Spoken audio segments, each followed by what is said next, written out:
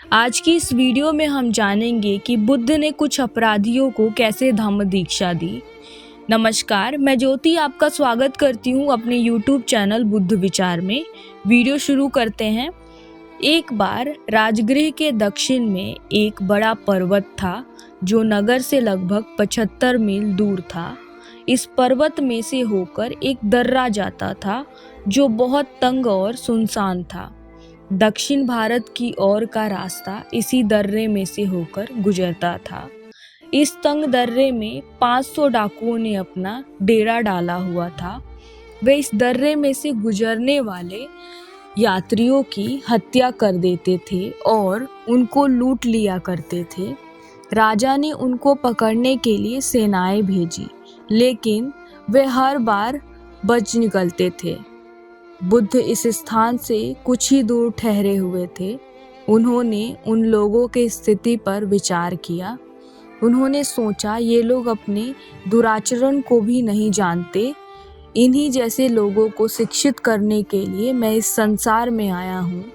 तब भी न तो इन लोगों ने मुझे देखा है और न ही मेरे धम्म के बारे में सुना है। तथागत ने उनके पास जाने का निश्चय किया। तत्पश्चात बुद्ध उस ओर चल दिए। उस तंग दर्रे में प्रवेश करने पर तथागत की पदचाप सुनकर 500 डाकू तैयार हो गए और आपस में बोले, आओ आगे बढ़कर इन्हें पकड़ लें। तथागत को घेरने के लिए वे आगे बढ़े ताकि वह बचकर भाग न जाए, लेकिन तथागत को देखकर वे जमीन पर गिर पड़े।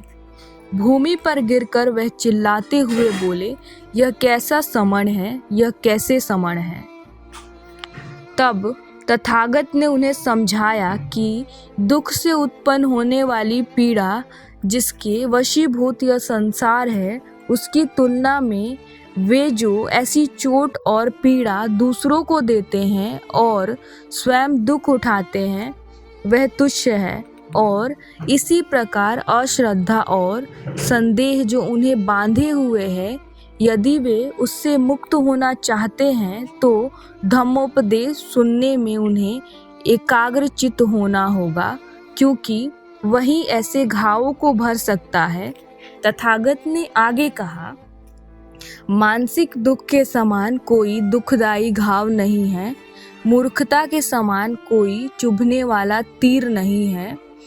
कोई इसका इलाज नहीं कर सकता। बस केवल धम्म शिक्षा की ओर ध्यान लगाना ही इसका उपचार है। इसी से अंधों को आँख मिलती है और अज्ञानियों को ज्ञान मिलता है। लोगों का मार्गदर्शन इसी से होता है। जैसे अंधों को आँख मिल गई हो, इससे अश्रद्धा का नाश होता है, दुख दूर होता है, प्रसन्नता प्राप्त होती है और यह उत्कृष्ट विमल प्रज्ञा उसी को प्राप्त होती है जो ध्यान से धम्मोपदेश सुनता है। जिसने सबसे अधिक कुशल कर्म किए हैं, वही इस पद का अधिकारी है।